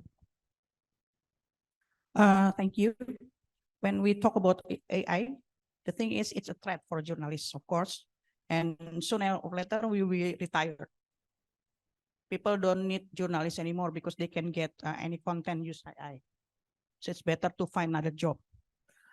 However, I think journalists should be more creative and should be more trusted. This is the trusted, the word that which is very difficult to get in Indonesia right now, because the conglomerate, people are like trust media, social media more instead of a journalist. But media has used AI for the template news coverage, like sport, statistic, all the strike news, they use AI right now. And we know that what we should do is to boost the capacity, skill, and of course, we try to understand or sure that the people will trust people more instead of a robot. But the thing is, yeah, we should talk about this more.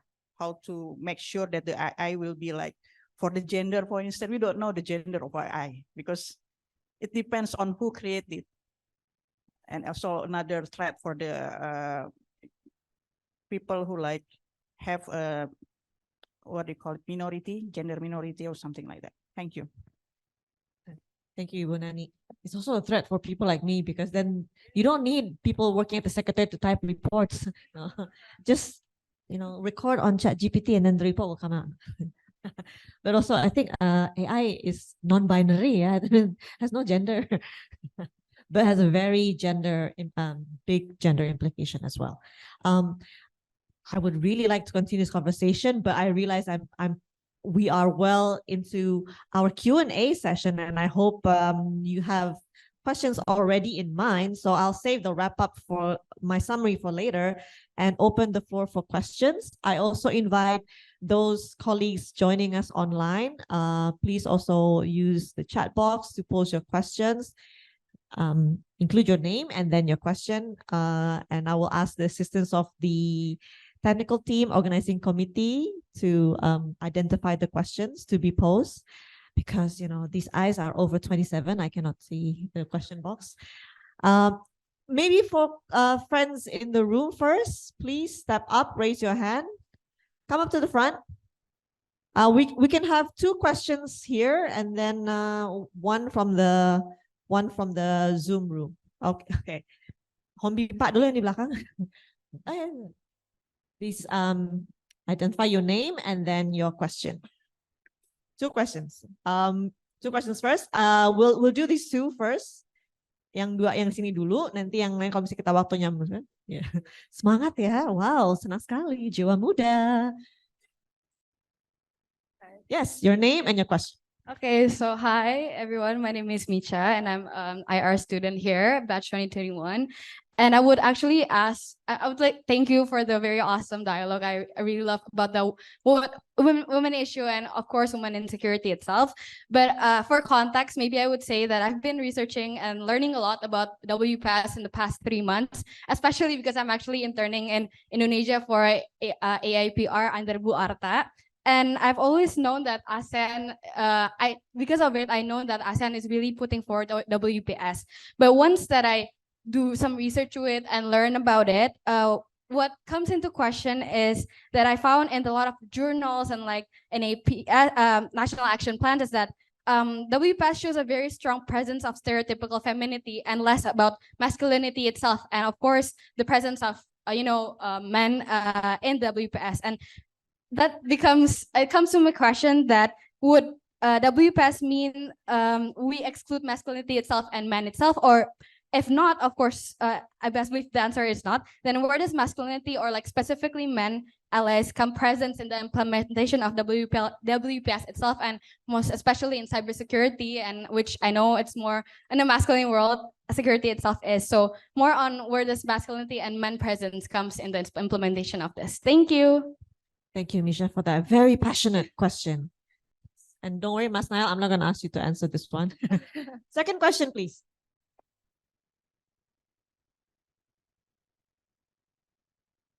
Ya, tadi mbaknya yang monggo.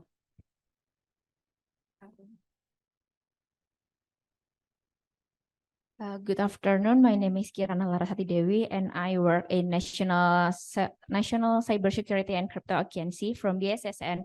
And I want to give comments about AI because the threat of AI that we face right now is actually there is AI that will make from general photos of girls, and it is there is an AI that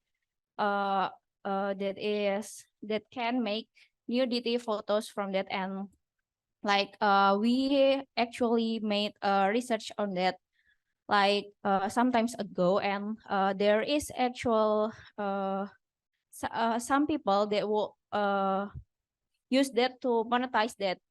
So you just have to it just have to require the name and the social media from the victim, and the people will make an edited nude photo from that.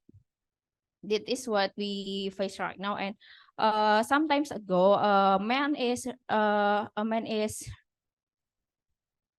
ditangkap sama polisi, Kak. sometimes ago, because he shares 14 photos of victims that dia sakit hati, and then dia membuat, boleh saya ngomong bahasa Indonesia? Yeah, I'll try to translate my best. Jadi bulan ini ada satu orang laki-laki yang ditangkap sama polisi karena dia itu menyebarkan foto dari 14 orang perempuan yang dia itu sakit hati terhadapnya, dan dia membuat foto menggunakan AI itu menjadi nude, dan itu disebarkan, dan itu sudah diamankan oleh polisi. Nah, yang saya ingin Aku translate dulu ya. So earlier this month, a gentleman was arrested for generating nude pictures, fake nude pictures of 14 women who gave him a heartbreak, who I think rejected his attention, affectionate attention. And he's been arrested by the police. Jadi untuk perkembangan AI saat ini memang sudah menjadi cybersecurity threat nasional, sehingga memang itu di pemerintah juga sangat concern terhadap hal itu, dan bukan hanya di AI, sekarang pelecehan seksual atau kekerasan terhadap perempuan berbasis gender atau gender based violence itu bisa ditemukan di game, melalui game. Okay, so the evolvement of AI has been now a national cybersecurity issue, and now even these kinds of contents have penetrated to online games consumed by many young people. Lalu juga terkait dengan AI ini, memang di dunia sedang dibuat regulasi untuk bagaimana caranya kita mengatur AI ini agar tidak merugikan masyarakat, dan bukan hanya AI yang bisa membuat fotonya dari seseorang. Akhir-akhir ini juga sudah dikembangkan AI yang bisa membuat satu foto yang hanya foto badan close up itu bisa dibuat menjadi bergerak. Nah, itu menjadi concern besar terhadap masyarakat, karena bisa saja konten AI itu, algoritma AI itu dimanfaatkan untuk membuat pornografi, konten-konten pornografi dari foto yang sebenarnya tidak berbau pornografi, seperti itu. Okay, so this issue of AI generated content has been an issue that has garnered the national interest, and policies are being developed on how to monitor these AI generated content, because the concern is that these voluntarily provided information will be misused, and will generate even more gender-based violence, content containing pornography and the likes. Lalu kedua, ada yang very quickly ya Mbak, so that we can go to the online questions as well. Ada yang kedua, yaitu challenge tentang bagaimana kita mengatasi violence against women ini adalah ada beberapa orang yang memanfaatkan public sympathy terhadap women sexual abuse and harassment untuk profit mereka sendiri, seperti misalnya mereka mengaku kalau mereka itu laki-laki, tapi mereka mengaku sebagai perempuan yang dilecehkan, seperti itu. Nah, itu akan menodai public sympathy terhadap kasus-kasus abuse dan juga harassment issue. Nah, itu bagaimana menanggapinya? Okay, so her last statement is for the responses from the speakers, in that there are also cases where AI has been used by male perpetrators impersonating women victims of online gender-based violence, and this may potentially harm the empathy of the public towards actual victims, and that will actually become a new threat or a challenge for efforts to protect the victims of online gender-based violence. And this is, for the responses of the speakers. Thank you very much. But if I can just ask if there are any questions from the Zoom room, any comments? Yes, India, sorry. Let's see if. Thank you. Allow me to read the question from online. It's from Mapda from the Habibi Center. Thank you for the discussion. Linking back to what Alexandra mentioned about the linkage between gender and cyber being very recent. And bearing in mind that WPS or gender missing from the current ASEAN cybersecurity cooperation strategy, I would love to hear whether or not WPS or gender considerations has been adequately considered in cyber capacity building initiatives or any other initiatives in emerging tech in ASEAN. Nindya, if you could send that question over to me as well so that I can have it noted down. Okay. Maybe the first, we go by the first question on how the aspect of men and where's the role of men and young boys on the context of WPS agenda. And for this, if we still have Madam Amina, I don't know whether she has left or not. I'm gonna ask first Alexandra and Madam Amina to respond to this question. And then for the second statement regarding AI, I'm going to open the floor to all of the panelists to respond. Madam Alexandra? Yes, thank you so much for that. And thank you as well for the very pertinent questions. I think you're all touching upon some very important considerations. So in terms of masculinities, yes, I mean, I think we definitely need to recognize that one of the key priorities that we need to keep in mind is to really explore ways on how do we raise the awareness of these issues also among men, and how do we engage men as allies for gender equality. I think this requires a broader dialogue with men and boys as well on, how do we interact on online platforms? Why do we do the things we do? Why do we act the way we act? Because I do think just looking at stories that have emerged from our work on the topic is that there is a disconnect in the realization of understanding that acts that you commit online also affects the person behind the user and can have real life physical impact. So while it's easy to do something quite anonymously on online platforms, it's important to have a reflection on how this is actually impacting our peers. So that definitely needs to be part of any capacity building or training initiatives that aim to foster greater digital capacities. But I think it also needs to be part of broader, dialogues, for example, in schooling systems, where we really talk about how do we interact across the gender barriers and really stressing the importance of mutual respect. I think there's a lot of creative initiatives as well on how do we not only engage men for a positive change in these in this aspect, but also how we challenge harmful masculinities on online platforms. So I know that one of the civil society partners that we have been engaging with, they raised some really innovative or creative ways of engaging to try to counter the issue of technology facilitate gender-based violence.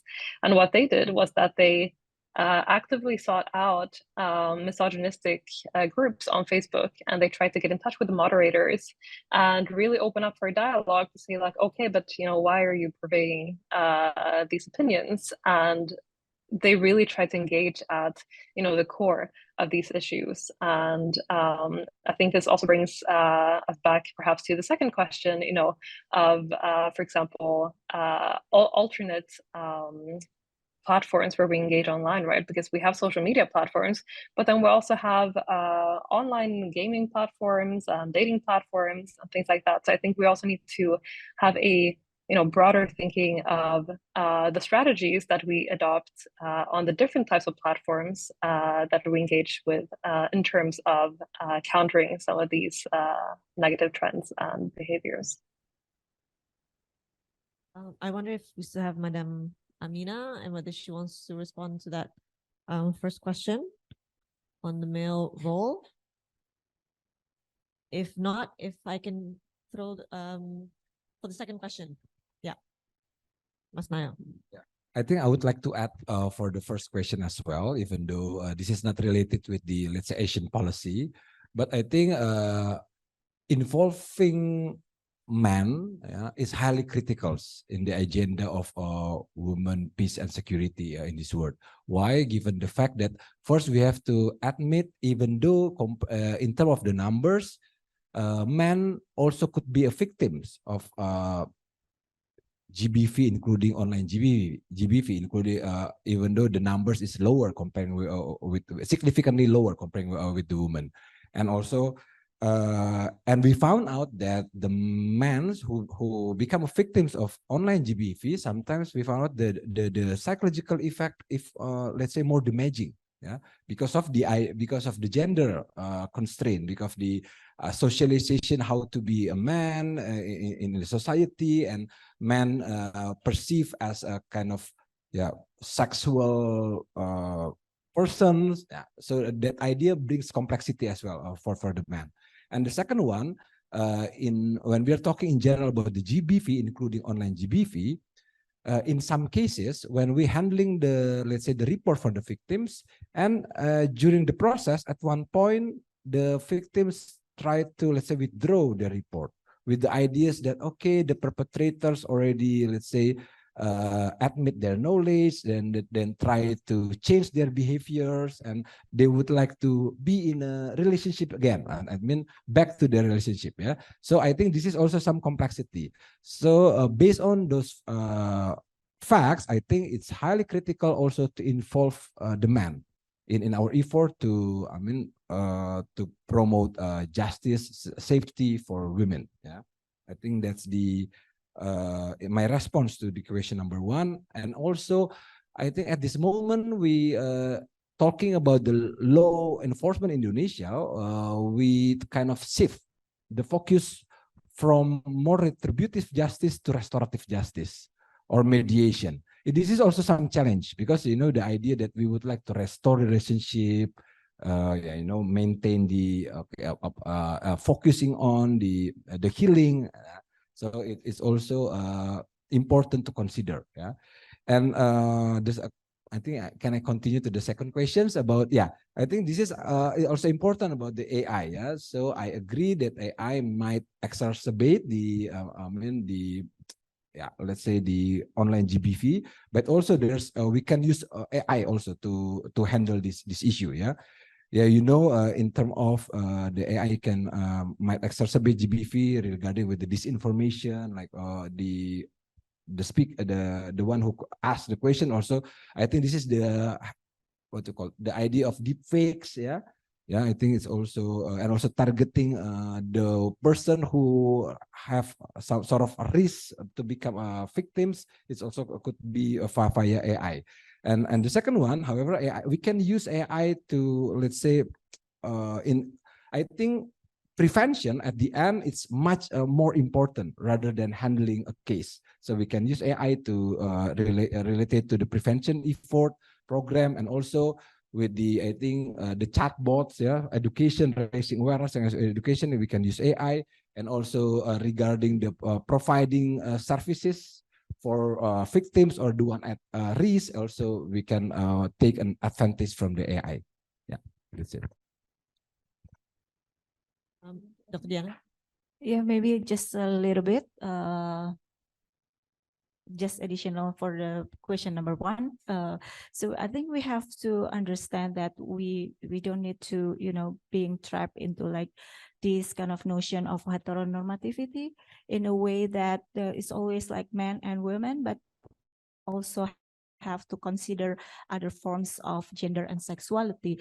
And when it comes to, masculinity, and we also have to, understand there are many forms of masculinity in which, maybe there are, some kind of like hegemonic masculinity, but at the same time, we have also other forms of masculinity that are vulnerable to be exposed of gender-based violence. I think, I just want to, ask us to, to have like wider perspective of gender.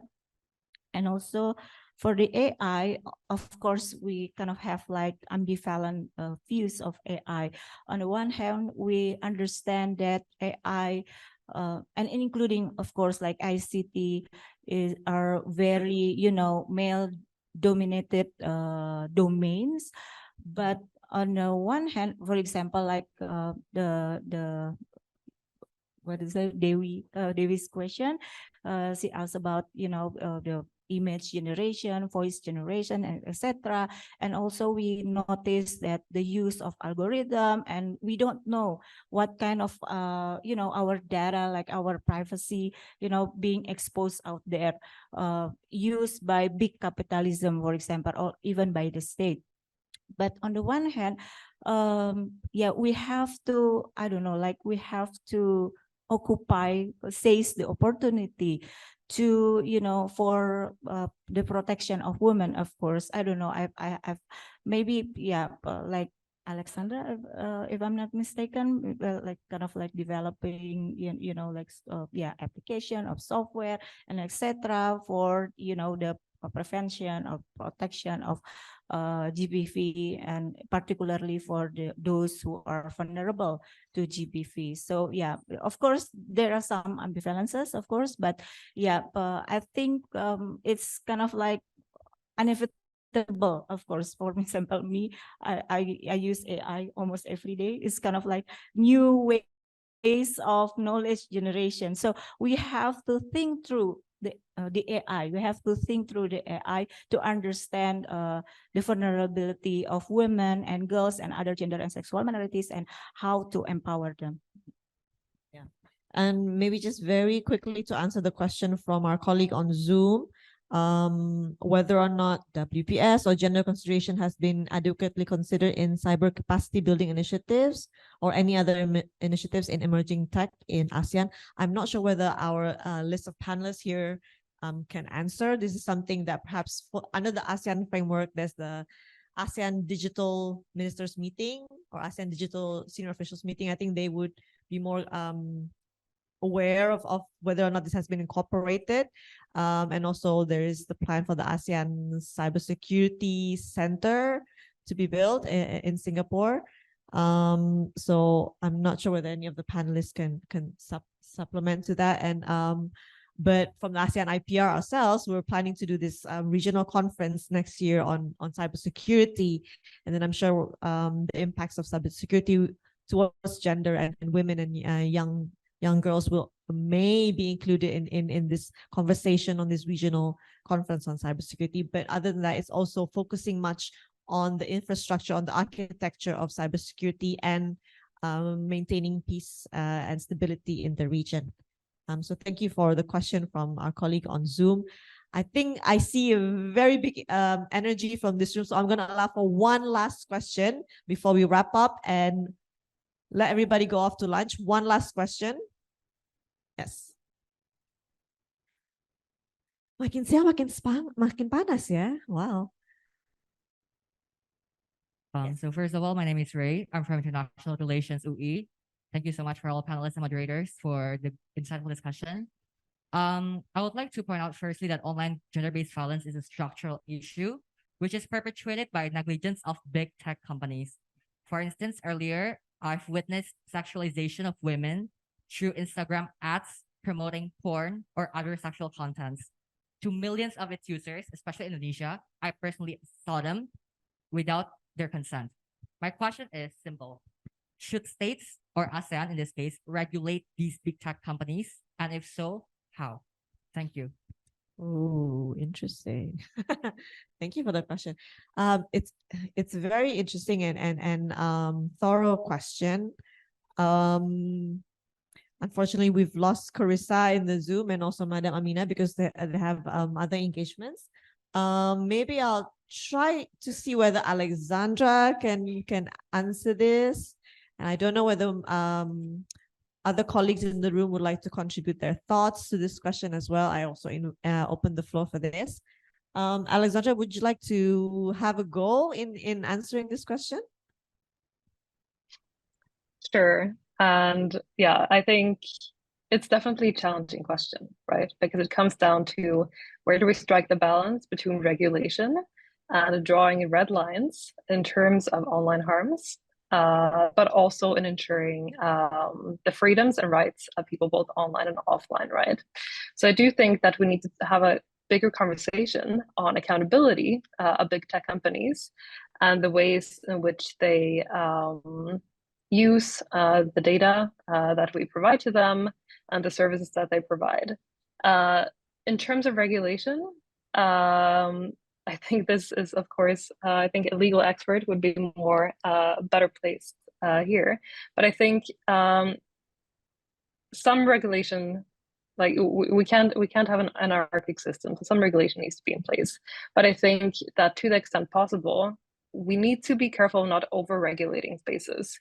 So, for example, one recommendation that's been, raised by the ICJ, for example, and ICNL in terms of regulating cyberspace is that instead of over-regulating online spaces, we need to have more advanced content moderation systems and mechanisms, right? So instead of banning certain content, we need to make sure that we have the tools and resources available to be able to red flag certain content and to potentially take it down, or to put disclaimers on the content. Of course, there are red lines to this, and I think that we need to have a closer look at where do we draw the lines in terms of, for example, explicit content and on who the responsibility with this should lay. And I do think that that's a bigger dialogue that we need to have, but we need to stay mindful of still ensuring that online spaces remain open and free and conducive to freedom of expression as we do this going forward. So it is a tricky balance to strike.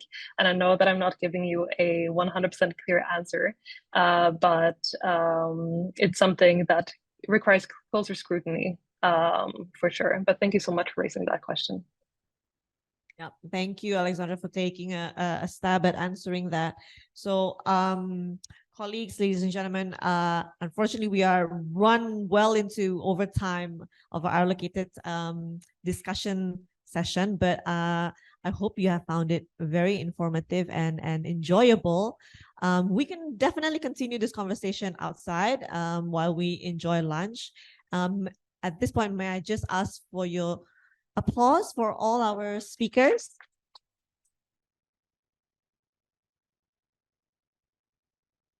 Thank you. And then, as all of the panelists have said, that this issue is interconnected. It needs the role and the help of everybody, individual, state, companies, private sectors, everybody, to make sure that we